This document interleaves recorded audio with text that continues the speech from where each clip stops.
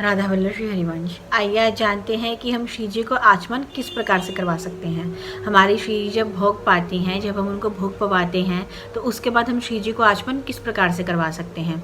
और जब हम श्री जी को आचमन करवाते हैं उसके बाद उस जल का हमें क्या करना होता है। और जब हम स्वयं श्री जी की सेवा में जा रहे होते हैं या फिर माला जाप कर रहे होते हैं, तो उसके पहले हम स्वयं को पवित्र किस प्रकार से कर सकते हैं। किस प्रकार से आचमन करके स्वयं को पवित्र करके हमें श्री जी की सेवा में जाना है। अपनी जब हम माला गुरु मंत्र के लिए जब हम माला कर रहे होते हैं उसके पहले हम स्वयं को किस प्रकार से पवित्र करना है, किस प्रकार से आचमन करना है। तो आइए आज इन्हीं विषय के ऊपर चर्चा करते हैं। आइए अब सबसे पहले जान लेते हैं कि हम अपनी श्री जी को आचमन किस प्रकार से करवा सकते हैं। जब हम अपनी श्री जी को भोग पवाते हैं, उनको दूध का भोग लगाते हैं या भोजन पवाते हैं, तो उसके बाद हमें श्री जी को आचमन करवाना होता है। आप एक छोटा पात्र ले लीजिए, कटोरी जैसा कोई पात्र ले लीजिए और एक छोटे गिलास में एक पात्र में आप जल ले लीजिए।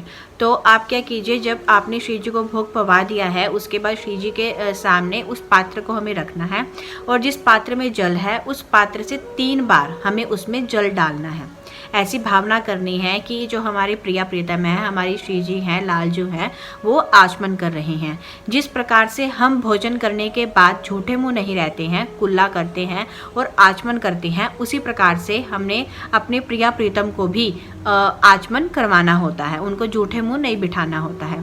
तो इसीलिए जब हम श्री जी को भोग पवाते हैं उसके बाद हम अपनी श्री जी को आचमन करवाते हैं। जब हम आचमन करवा लेंगे तो वो जो जल होगा उस जल का हमें पान कर लेना है, यानी कि उस जल को हमें पी लेना है, क्योंकि वो हमारी श्री जी की, हमारे लालजू की मतलब जूठन है, तो उसको तो हमें अवश्य ही पाना है। तो जब हम अपनी श्री जी को, अपने लालजू को आचमन करवा देते हैं तो वो जो जल होता है आचमन किया हुआ, उस जल को हमें स्वयं पी लेना है। ठीक है, उस जल को कहीं पौधे वगैरह में नहीं डालना है, उस जल को हमें स्वयं पी लेना है। आचमन करवाने के बाद एक सुकोमल वस्त्र से हमें अपने प्रिया प्रीतम का जो मुख है वो साफ करना होता है। ये तो हो गया कि जब हम श्री जी को भोग पवाते हैं तो उसके बाद हमें श्री जी को आचमन किस प्रकार से करवाना है।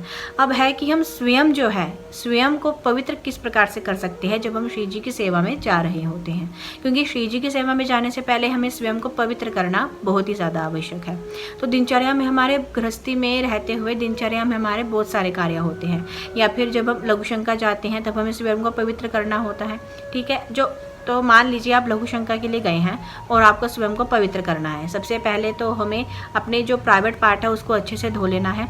उसके बाद हमें अपने पैरों को अच्छे से धो लेना है, कम से कम 3 बार हमें धोना है पैरों को पूरा अच्छे से, पूरे ऊपर तक पैर हमें धोने हैं कम से कम, मतलब अपने ऊपर तक पैर धोने होते हैं पूरे अच्छे से 3 बार। उसके बाद अपने हाथों को 3 बार धोना है। उसके बाद अपने चेहरे को धोना है अच्छे से, जितने भी हमारे छेद होते हैं शरीर में, जैसे नाक, कान, आँख या मुख हो गया, उन सबको अच्छे से धोना है।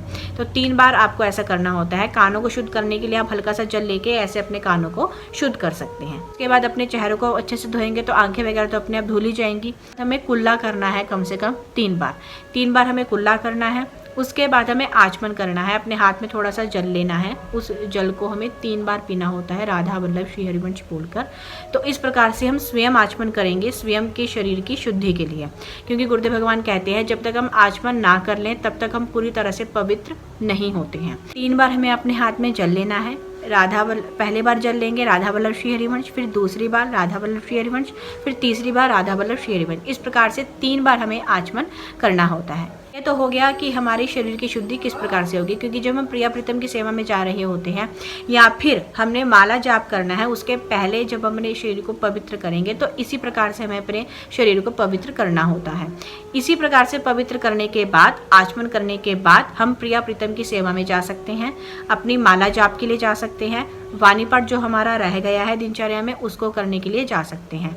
तो ये बहुत ही ज़्यादा ज़रूरी है। गुरुदेव भगवान कहते हैं कि जब भी हम प्रिया प्रीतम की सेवा में जा रहे होते हैं या फिर माला जाप के लिए हम जा रहे होते हैं तो उसके पहले आचमन करना बहुत ज़्यादा ज़रूरी है। बिना आचमन के हमारे पूरी तरह से शुद्धि नहीं होती है। आचमन करके ही हम पूरी तरह से पवित्र माने जाते हैं। और यही सारी चीज़ें शौच के बाद भी होती हैं। शौच के बाद तो हमें बहुत ज़्यादा ज़रूरी है, आवश्यक है, बिल्कुल भी हम छोड़ नहीं सकते। शौच के बाद तो हमें स्नान करना करना ही है, और जो वस्त्र हम शौच में पहन कर गए हैं उन वस्त्रों को हमें बिल्कुल भी धारण नहीं करना है। उन वस्त्रों को धो दें जो वस्त्र पहन के हम शौच के लिए गए थे, और दूसरे नए वस्त्र, धुले हुए वस्त्र हमें पहनने हैं। और उसके बाद जब हम नहा धो लेंगे, यानी कि स्नान वगैरह कर लेंगे शौच के बाद, उसके बाद पवित्र अपने जो वस्त्र हैं वो पहन लेंगे, उसके बाद हमें आचमन ज़रूर करना है। ऐसा नहीं है कि आप स्नान करके आ गए और आपने आचमन नहीं किया और आप प्रिया प्रीतम की सेवा में चले गए हैं, ऐसा कुछ भी नहीं है। स्नान करने के बाद हमें तब भी आचमन करना है। 3 बार अपने हाथ पर जल लीजिए, राधा वल्लभ श्री हरिवंश कह के उस जल को पीजिए, उसके बाद ही हमें अपनी प्रिया प्रीतम की सेवा में जाना है।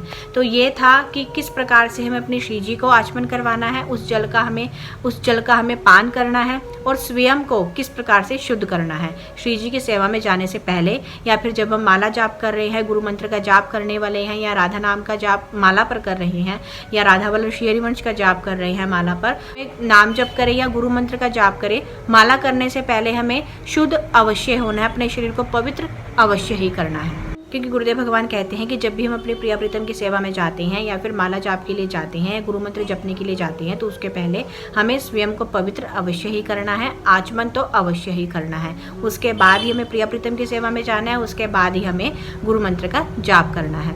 इस प्रकार से हमें स्वयं को पवित्र करना है, स्वयं की शुद्धि करनी है, आचमन करना है, और अपनी श्री जी को भी आचमन करवाना है। राधा वल्लभ श्री हरिवंश।